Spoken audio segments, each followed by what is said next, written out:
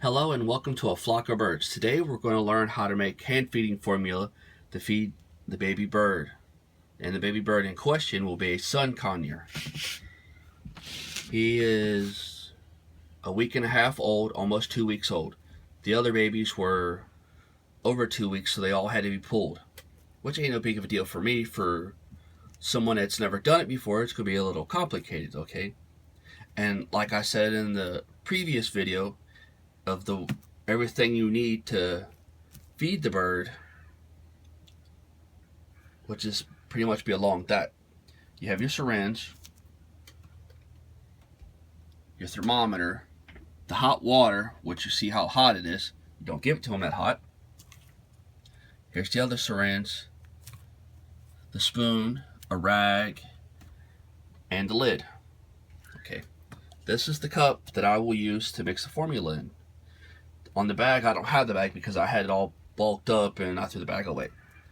It's the formula is Hagen's Tropican, and on the back of it says a 2-to-1 ratio. Well, the 2-to-1 ratio it works and it doesn't work. You'll have to do the consistency for your size of bird, and we're dealing with a week and a half old baby. So with that being said, the consistency, and it's the first time that this little one will be eating formula for the first time, so it's going to have to be thinner. The 2-to-1 ratio, it might work. It might have to be a little bit thinner. That's only for the first feeding. The second feeding, which will be later on today, can be a little bit thicker, and I think I'll make a video of that too, just so I can do the first 4 feedings of a bird, so you guys can understand what it takes, and so you get an idea and a ballpark about what it should look like. Because the 4th time today, it should be quite a bit thicker than what it is this morning, but not too thick, because his body still won't be able to process it. You've got to make the perfect balance between the too thin and too thick, so that way it stays in his crop for 4 hours, 4 to 8 hours. Before each feeding, you got to make sure his crop's empty, like I showed what his crop was in the other video, and I will repeat it again when I bring him out. Okay, let's get to this. So this is going to be a 2-for-1 video. Got the cup, we got the formula. Okay, let's focus on the water here for a minute. Okay, you see the temperature of that water. It came out of a coffee pot. I have a Keurig.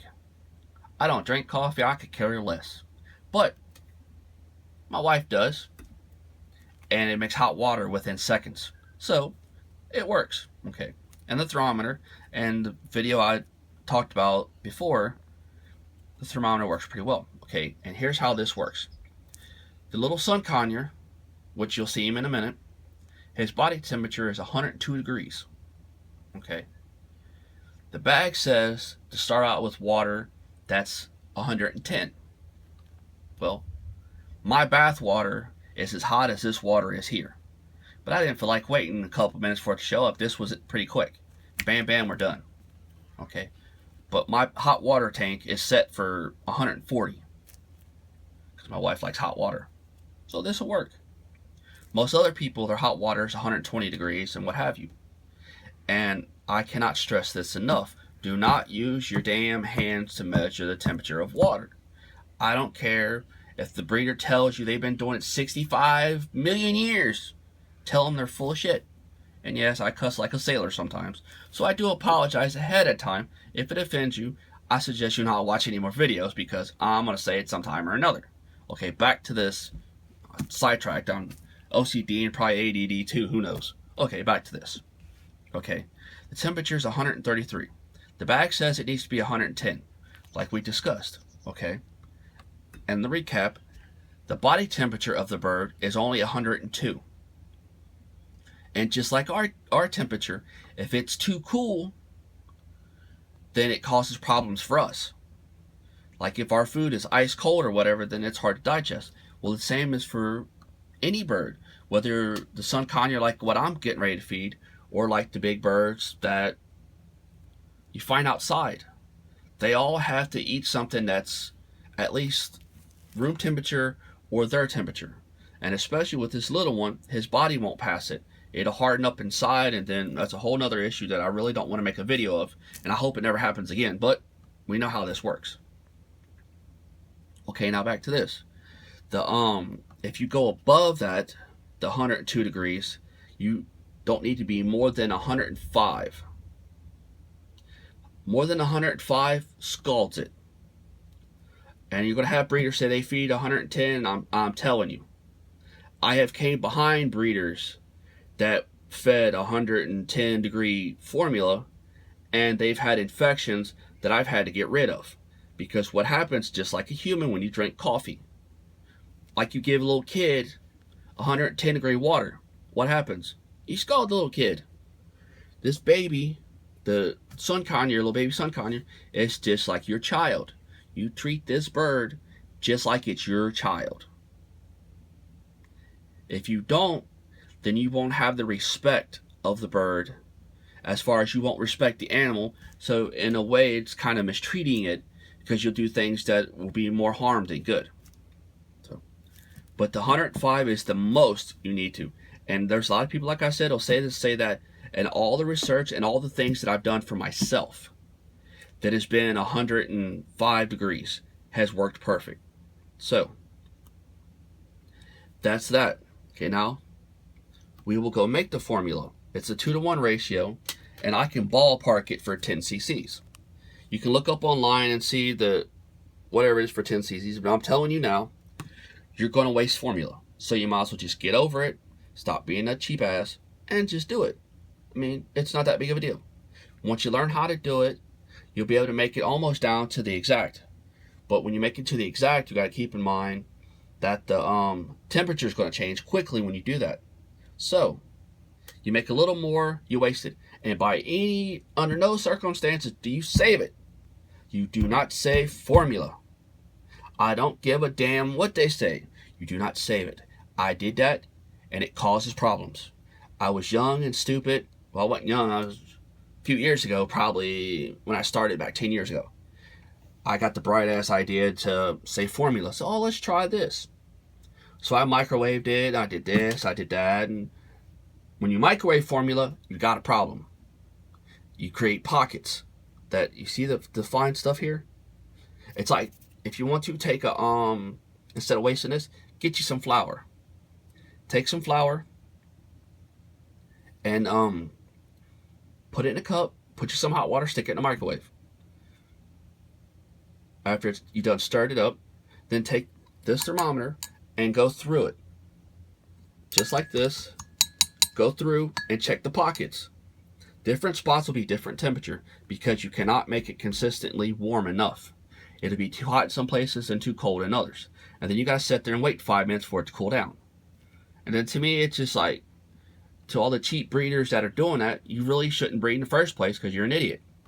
And I know I probably just offended everybody that is an old breeder that watched this, but hey, that's how it is. You don't do that. You don't need to. There's enough of this damn formula in the world. You don't need to waste it. You don't need to waste time doing that and take a chance on hurting the bird. Yes, I understand that it's made for money, but you got to respect them, because that's all we have in this country. It's what we have. So you have to respect them. You have to respect Mother Nature. So you're going to get me started on a whole nother episode, and we'll be in trouble and defeat the purpose of what we're doing. Okay. I'm starting to run out of time, because I can only do like 20 or 30 minutes on a phone. Okay, so I might have to make 2 of these damn videos. Alright, back to what we're doing. Okay, there's my cup, there's my water, there's my temperature. I've done wasted 10 minutes talking, and it's only dropped 10 degrees. So you get a ballpark idea about how much it takes for this shit to cool down. Okay, and yeah, it's a cheap cup, and it's alright. It's for demonstration. So it's not that big of a deal. Okay, what I'm going to do is I'm going to dump me some water in there. And yes, you're going to waste the formula, so you might as well just get over it now. We all do it. Oh, scoot that over there so I don't get nothing in it, because I'll have to dump that whole bucket. Alright, let's see. Try and do this two-handed. Okay. Oh, I made a mess. See? That's a little bit too much, but I'll just dump a little bit back. I'm going to use, For ballpark purposes for you guys, I'm going to use the tablespoon. I don't need to. I can get down to the teaspoon. But for someone that's never done this before, you need to kind of ballpark it at first. And if you're OCD or anything like that, you'll figure it out pretty quick. That you can use something that's smaller than this for the 10 cc's.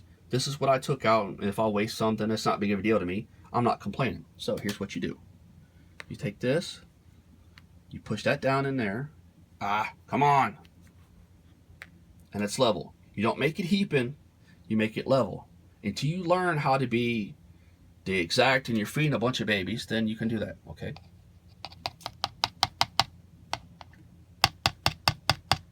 You dump that in there, okay? And I didn't bring a damn teaspoon, so I'm using that spoon. That was pretty dumbass. But here we go. See, mix this up here. It's gonna be kind of crude, but hey, I forgot to bring a teaspoon. And that's what the other thing you need is some form of a teaspoon to do this. Okay. As you can tell here, the consistency is a little thick, but not too bad. And that's pretty close to what you want. Pretty close. Let's add a little bit more water. There we go. Because as this cools, it's going to get thick real quick. Okay. Ooh, how about knock that off? All right. Back to the other subject. Take this, take your thermometer and stick it in there. With the teaspoon, you got to watch it. Because the teaspoon takes the temperature of whatever it's in. So it'll actually hold more heat. And as you can see there, this is going up. And if you got it in the bottom of something, you got to be real careful. Because having this thermometer at the very bottom makes it to where it's got the temperature of it. So what you want to do is, because that's touching the bottom and that's the reading you got, you take this here and you pick it up off of everything. Let me show you. See? It's not touching the bottom, it's just in the middle. And you see what that temperature is? Then you go back down and you see the temperature rise.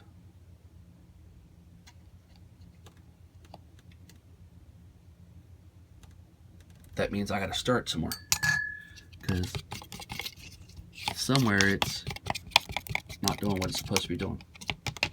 Okay. Let me put that in there.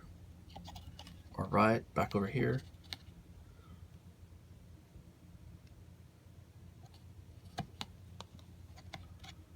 Okay. There we go. 5.9.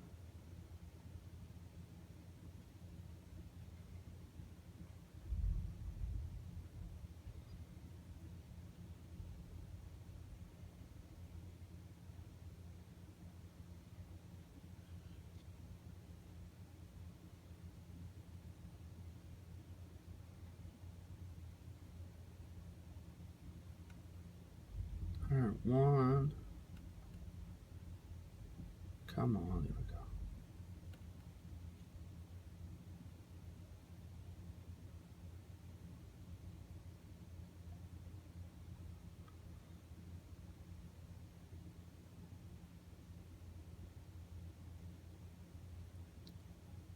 .402, bingo. All right, there we go. We got that. That looks good. All right. So now what I'm gonna do is take and stick that syringe in there, because by the time I get it in here, it's going to be probably 103, because the temperature of this is 97 or 98, whatever it is in this room. Okay. And there's my 10 cc's. Okay. And I got an air bubble. It is very important that you don't get any air bubbles in this.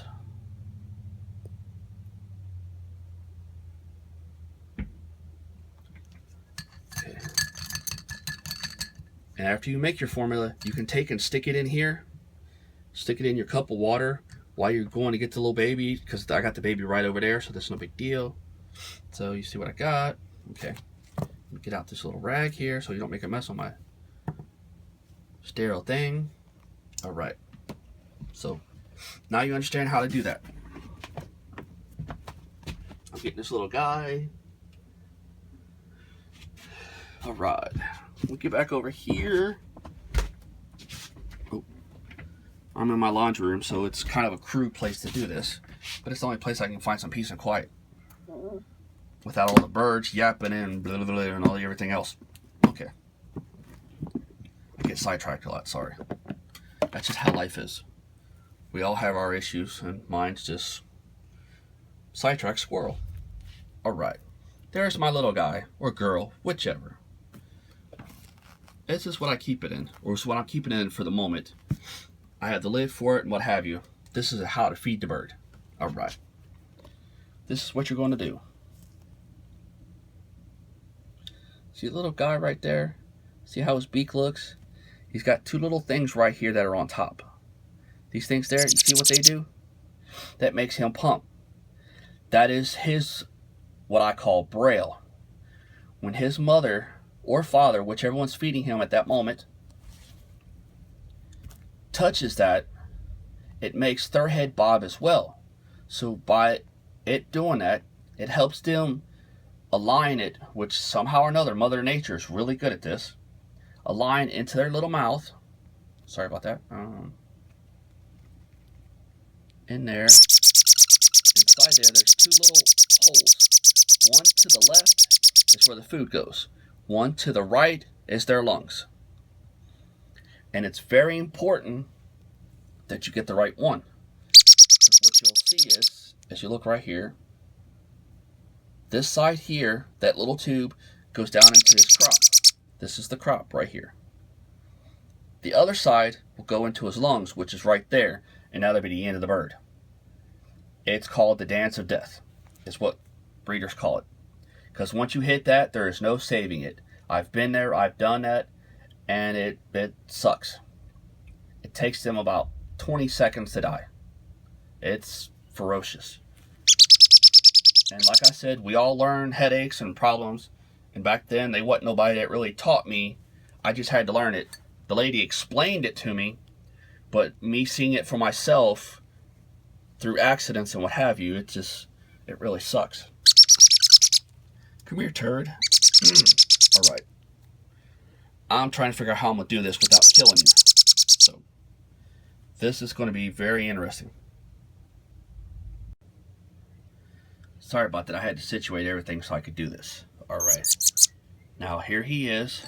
Okay. I'm going to take this syringe. And there wasn't no way possible to do this except the way I'm doing it. Take this here. Open his mouth.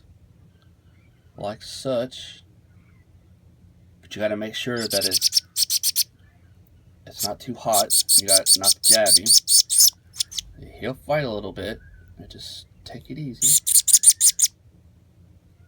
As you can see, his crop is filling. It's going to take some time. Just take it easy. Let him work it down.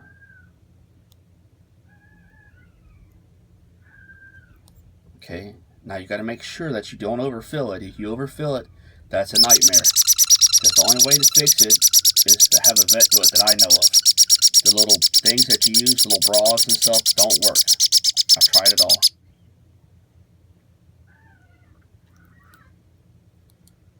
Okay, now I had 12, we have 6. Okay, or no, we have 5.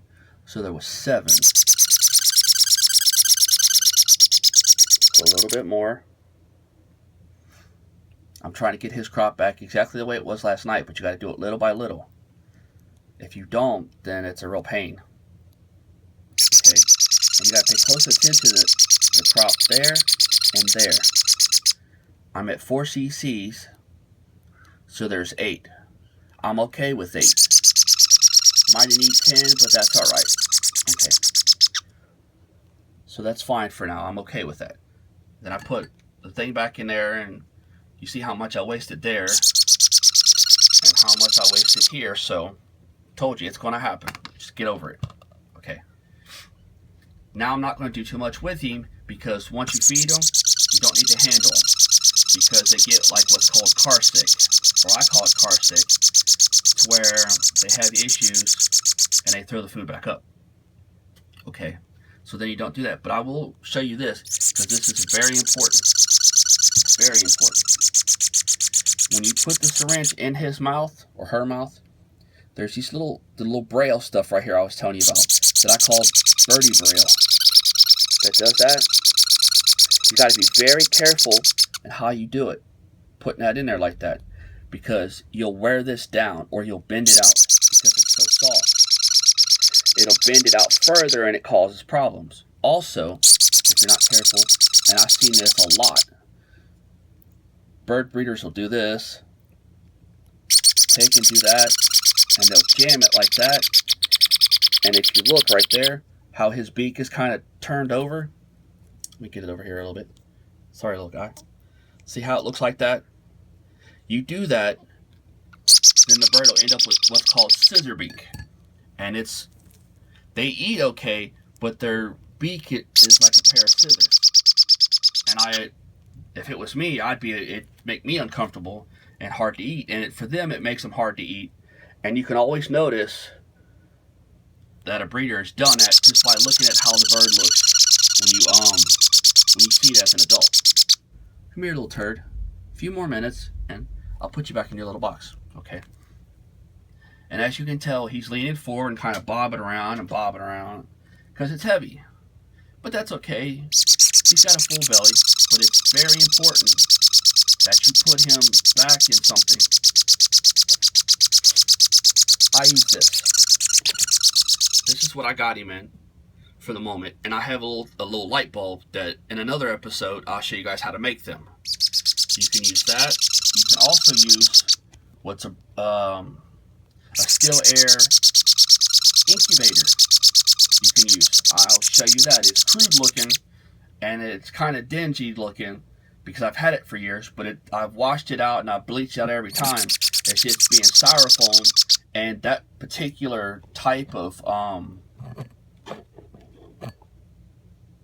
incubator is really hard to come by. All the other ones are made a different way and they don't work as well, and I've used them before too.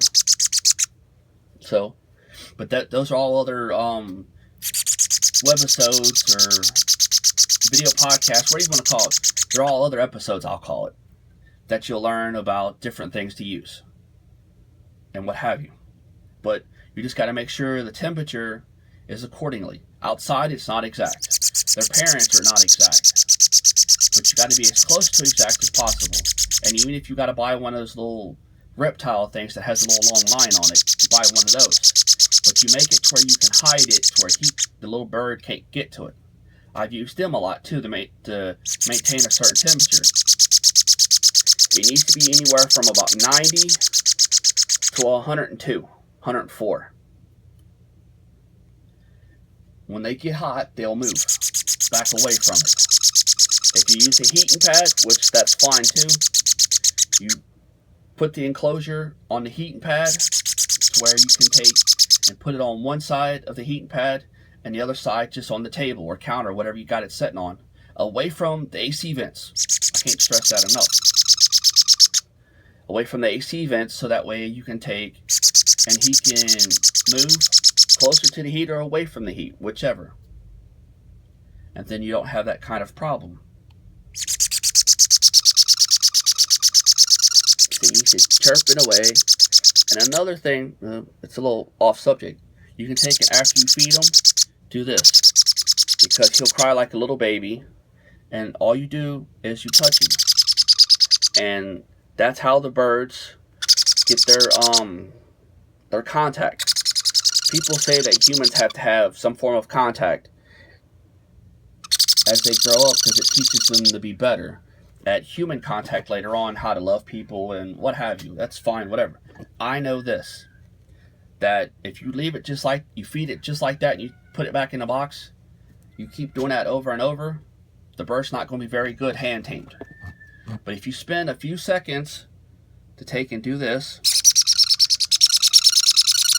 just give it the attention like it would when it was feeding. Yeah, it was quick that I put the syringe in and bam. But this here, you just give it a few seconds. I mean, it would take probably 2 minutes for the bird, for its parents to feed it. So you just give it the same attention. If you got 30 or 40 birds, you're looking at feeding for a couple hours each time. I've been there, I've done that. I've fed 60 birds at one time from this age here all the way up until they were getting 1 time a day feeding. So I know, and you got to do it to every one of them. Some form of contact, whether it's messing with the little bird braille right here that I call it, or if you're petting them and giving them a kiss on the head when they're feathered out. Either way, you have to do some form of contact to make it a hand-tamed bird that you want as your pet. You can do what I'm doing to breed. You can do what I'm doing because you wanted a baby bird. I don't recommend a newbie that's not a bird breeder to do this at this age, because it's very hard, and if you lose the bird, the breeder won't warranty nothing because of how it is. And I've never sold anybody like this. There's things that I wouldn't do, and that's one of them. If somebody comes to me and says, I want a baby this age, I don't do it. Now, if it's feathered out and it's on 1 or 2 times a day, yeah, I'll do that so you can bond with it and what have you. It's no big deal. But then you got other people that'll do it out of the eggs. I don't recommend doing it out of the egg because they have to have their immune system just like the baby does. And if they don't get the immune system from their parents, then there's an issue because their immune system will be down and they'll be more likely to get sick from different other things that's around. The common things that the normal birds wouldn't get sick from, but the little one will because you did it from an egg. And yeah, there's going to be controversy, and there's going to be people saying this and saying that. I don't care. This is what I've done. This is about what I've learned and what I'm trying to teach somebody. So if you got your opinions are like assholes. Everybody has one, and usually full of shit. But that's okay. We all have our opinions, and we all learn differently. I'm left-handed, so I had to learn everything a right-handed was backwards, especially with these little guys. So now that I've gave him his attention, you ain't got to do it as long as me. I'm just doing it because I want you to understand out there that this is how it is. And if you want one that you're raising for you, you got to even be more so. If you're raising it to keep it as a breeder, you should have just left it in the nest box. Because the best breeder bird is a parent-raised bird. That's my opinion. I've not been wrong about it yet. Some people may say differently, but I've had parent-raised birds that I've let the parents raise them, and I set them up as breeders, and they went to breeding better and faster, and it was more, if you will, quality of a baby because the parents knew what was going on, and I didn't interfere with it. When we imprint on them, it's harder for them because they have to try to reach back and remember from a little baby versus a parent-raised bird doesn't have that problem. They already know. They just don't like you. Okay. Well, enough of this. He's got to go back because I've had him out long enough and he needs to go. So, thank you for watching my episode on how to feed the baby bird for the first time after he's been pulled out of the nest the following day. Thank you, and please subscribe to my YouTube channel, and please check me out on Facebook at A Flock of Birds /Facebook. Thank you.